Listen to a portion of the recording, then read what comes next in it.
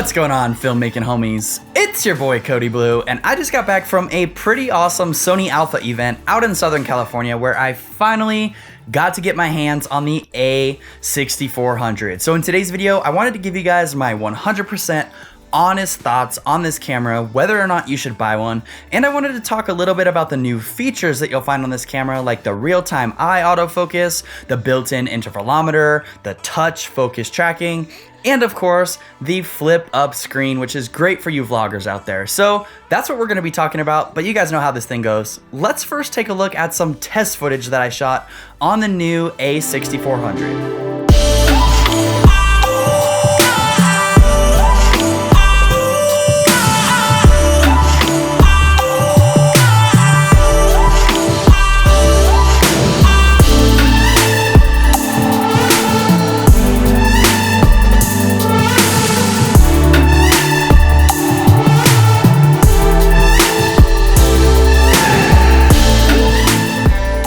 Alright, so you've seen the test footage, and my guess is you're probably thinking it looks the same as the 6300 or the 6500, which is to be expected. I don't think Sony is claiming that this camera has better image quality than those other cameras or a new sensor or anything like that. Now, it does have a little bit of a better processor, which allows Sony to use artificial intelligence for their eye autofocus and improve the speed of the autofocus and focus tracking and different things like that. So let's talk about some of those new features that you'll find on the camera, and I'll give you guys my honest opinion.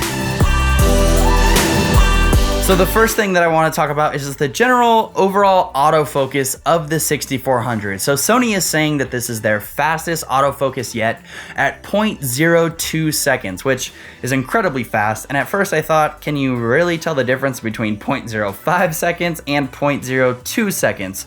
But in my personal opinion, I think you can. The autofocus does feel a lot faster. I'm able to trust it a whole lot more, and it seems to be more accurate. Now, as far as the artificially intelligent eye autofocus, I do feel like the a6400 has the best eye autofocus of any camera that I have personally used. Now, I used to not really be a fan of eye autofocus because sometimes it would catch somebody's eyebrow or something that's not even an eyeball at all. But on the a6400, I didn't have that problem at all. I did a little bit of testing with some models, walking towards the camera and back away from the camera, and every single one of my photos is in focus. So I really do think the eye autofocus is superior to any of the cameras that I used and probably comparable to the A9, but I don't have any personal experience with that camera. So the next feature that I want to talk about, and probably my personal favorite upgrade to the 6400, is that touchscreen autofocus tracking. Now, as like an action sports shooter and somebody that shoots models,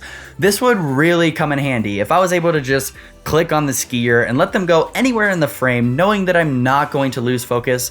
That would just be a total game changer, because as of right now, I'm shooting pretty much everything in the zone autofocus modes, which means I have to keep my subject in that zone. Now, in the limited testing that I did with this feature, it does seem to work really well. We had somebody running across the beach back and forth, and you can just see that white autofocus box is just keeping deadlocked on that subject. So I do think this is probably the best upgrade to the a6400, and I don't think we're gonna see this on the 6300 or the 6500. So this feature alone definitely makes the 6400 a little bit more worth it. So the next feature is that built-in intervalometer. Now, if you guys have watched my channel for any period of time, you've probably noticed that I don't typically shoot time lapses, and that's just because it's always kind of been an annoying process. Either you need a remote, or you need a camera app, or you need to use your smartphone, and I just never really have wanted to deal with any of that. I just want to go out and just shoot with my camera. So now that Sony has this built-in intervalometer, I think it's super easy to use. You just go into the menu, you make sure you turn the intervalometer on, you set your duration, you set your interval, and you push the shutter button, and the camera's going to do its thing. So I do think this definitely adds some value to that 6400 because it's just way more convenient to get out and shoot time lapses. So I think this update is going to get pushed to the a7 III, at least I hope it does. And in that case, I'll probably start shooting a little bit more time lapses here on my channel. So I do think this is a super awesome feature and definitely worth the upgrade over the 6300. Now, the last little upgrade that I want to talk about is, of course, that flip up screen. Now, I'm sure you've heard there's been a little bit of controversy around the whole flip up screen thing because you would think it's made for vloggers, but if you put a microphone on the hot shoe, it totally blocks the screen. So it's a little bit inconvenient, and everybody's kind of thinking, you know, what happened with that? But it's not that big of a deal. You can use like a hot shoe adapter, which allows you to move the microphone off to the side of the camera, and then it doesn't become a problem anymore. So I do wish that you could flip up the screen and put a microphone on the hot shoe, but unfortunately that's not the case with the a6400. However, I do think the screen really comes in handy, especially if you want to have a YouTube channel or you want to vlog. It's just great to be able to see yourself and frame yourself. Even here in my studio, I use a monitor so that I can see what I look like, you know, from my peripheral vision. Now, the thing about the screen is you still want to make sure you're looking into the lens. If you look up at the screen like I'm doing right now, you can obviously tell that I'm not looking at the camera. So use the screen as like a frame of reference, but don't stare into the screen the entire time that you're vlogging. Try your best to look at the lens as much as possible. So with those out of the way, let's get down to business and talk about which camera should you get, who is the a6400 for, and do I recommend it?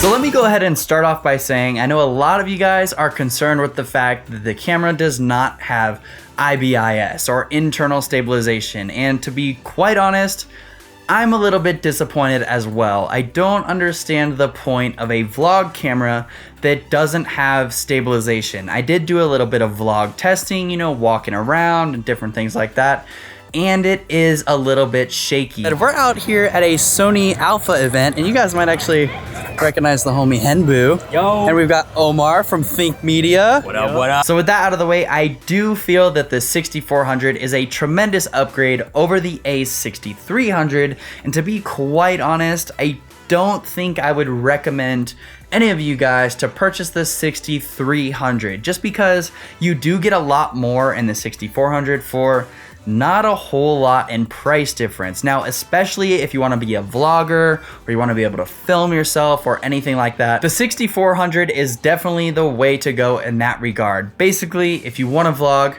get the 6400, no questions asked. Now, say you don't want to be a vlogger and you just want to shoot films. You want to be a filmmaker and shoot high quality cinematic videos. You don't really care about filming yourself. I still think the 6500 is the better camera. That internal stabilization does make a huge difference. It allows you to shoot handheld at a lot more different focal lengths. And I just think overall in the filmmaking process, the 6500 is better suited for that niche. Now, I'm sure Sony would agree with me with this. I don't think they're saying the 6400 is better than the 6500. Otherwise, they would have named it the 6600. So those are my thoughts on these cameras. I really don't think you should get the 6300 anymore, just because the 6400 is that much better. But if you want to get really into filmmaking and shoot for clients and shoot professional high quality videos, I think the extra $200 for the 6500 is more than worth it. But that's all I have for you guys in today's video, a little rundown of the a6400. So if you enjoyed this video, give me a thumbs up, subscribe if you want to see more, and if you have questions, send them to me on Instagram. But until next time, we'll catch you guys in the next one. Peace out.